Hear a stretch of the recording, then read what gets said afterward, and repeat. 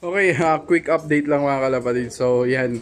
ah, kung makikita nyo sa mga post ko sa Instagram, okay? By the way, follow me on Instagram, Ivan Kitsaboli. Ganun pa din. Ayan. May update lang ako sa inyo. Tingnan nyo kung gaano nakadami to. Ayan. 37 na lahat to. 37 na kasama yung apat na nasa labas. Papakita ko sa inyo kung bakit, i-explain ko sa inyo kung bakit. Yan, tingnan nyo tong mga breeder na to. Okay? May nag-quit yung tropa natin dito, si Crowley. Ayan, nag-quit siya, pati mga cage, pinamigay niya sa atin. Ayan o, yung itlog nga. Ewan ko kung lilimliman pa yan, pero parang hindi na ata. Ayan. So, nanghihinayang siya na ibenta or mapunta lang sa iba.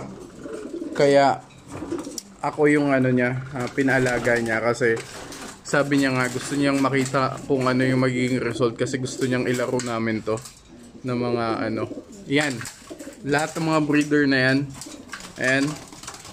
Ayan, quality ng mga breeder yan, mga kalapatids. Kaya sabi ko sige tol, kasi okay din to as panimula. Kaya kung makikita nyo, dumami talaga siya. Nilagay ko na dito sa loob yung iba. Ayan yan muna yung setup natin. 14 yung niya, nilagay niya sa akin. Kasama to, kasama yung mga pakainan na yan, yung double cage. Ayan. Saka yung may mga inakay dyan, ayun, katulad nun. Ayan. May mga singsing na din.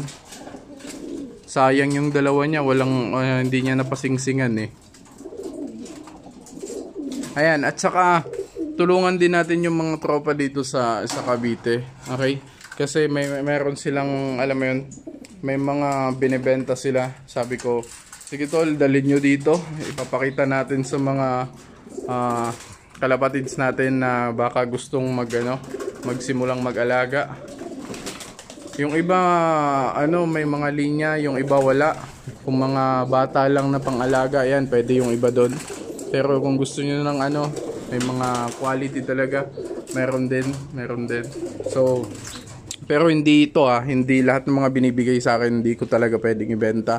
Okay, yung mga tropa natin baka mamaya dalhin nila yung mga kalapati nila, ipapakita ko sa inyo kung kung yung klase, para alam mo yun, gagawa tayo ng isang video para doon, para makita nyo lang kung magustuhan nyo. Ayan, yung iba dyan mangingitlog na kaya inapura namin ilipat. Baka maabutan katulad nung itlog na nasa baba, hindi na ata yun, hindi na lilimliman. Ayan. So nag-aaway-away pa nga kasi bago nga lang, bagong kita. So yun na muna. And gagawa tayo ng video para dun sa mga pababenta ng mga tropa natin. Okay, na sobrang nadadamihan na sila. Sabi niya, i-dispose na nila yung iba. Kaya yan mga G, mga kalapatids, yun na muna. And gagawa tayo ng video doon. So follow me on Instagram, Ivan Kitsaboli. May mga pictures doon, videos, naglalabas ako. Mga short clip ng natin, mga ginagawa natin. So yun lang muna. And ingat kayo lagi. God bless. Let's go! Peace.